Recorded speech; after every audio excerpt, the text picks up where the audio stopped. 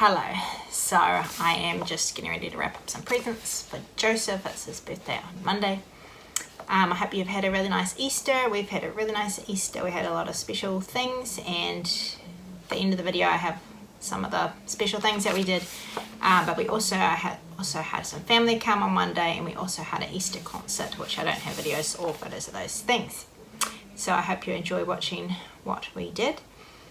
So just two Easter thoughts. I've shared some thoughts on other places, but two thoughts that I didn't share. One is from the verse, I think it's Romans 12 verse 1. I beseech you therefore, brethren, by the mercies of God, that you present your bodies a living sacrifice, holy, acceptable unto God, which is your reasonable service. So that phrase, you present your bodies a living sacrifice.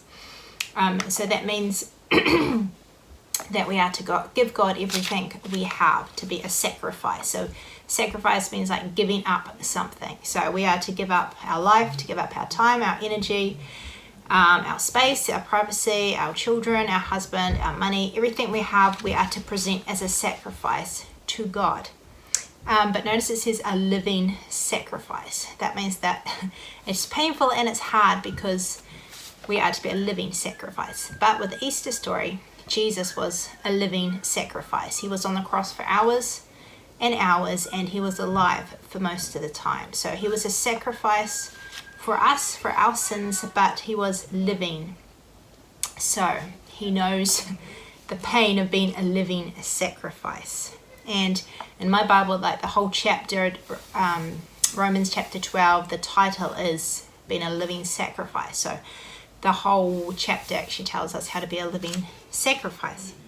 But two verses or three verses that are an encouragement, because that's kind of sounds negative to be a living sacrifice. But some verses I read, I think it was in the Daily Light, so I don't have the references, but it is an encouragement for when we do sacrifice. It says, to do good and to communicate or to share, forget not, for with such sacrifices God is well pleased. God is not unrighteous to forget your work and labour of love, which ye have showed towards his name, and that ye have ministered to the saints and do minister. So God doesn't forget the sacrifices we make. And then I talked about this last time, I think, or the time before. Inasmuch if ye have done it unto one of the least of these my brethren, ye have done it unto me. So the sacrifices we make for other Christians, we've done it unto God. So he doesn't forget that. And he does notice everything that we do. So that was one thought. Another thought was from when Jesus was on the cross, how there were soldiers and other people mocking at him. And they said, if you're the Christ, come down from the cross. And yet, because of his love for us and because of his obedience to God, he didn't come down from the cross. And so the soldiers were mocking him. But I just thought, I can kind of relate to that, and that, like, how do I explain it?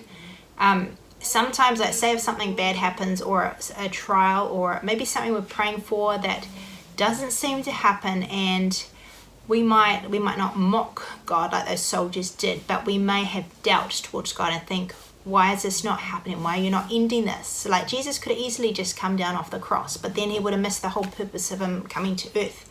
We would have missed out on God's plan for us to be saved. And sometimes that the hard things in our lives are part of God's plan, and yet we may be praying for God to just take it away, and that's what we want. And we kind of think, if you are God, or if you love me, or if you care about me, why aren't you just taking it away? And yet it was because of God's love for us that kept Jesus on the cross. And sometimes it's God's love for us that doesn't take the problems away that we may be praying for to be taken away. Or sometimes it's God's love that doesn't answer our prayers the way we want answered, or in the time frame that we want, or that it might be God's love for us that says no when we ask for something. So I hope that makes sense. But it was God's love. Well, that was part of the reason why he stayed on the cross, when he could have easily come down. And God can easily answer our prayers, like by giving us what we want, or he could easily take away health problems or other problems. But yet he knows best, and so we have to trust in his plan, just like it was God's plan for Jesus to die on the cross.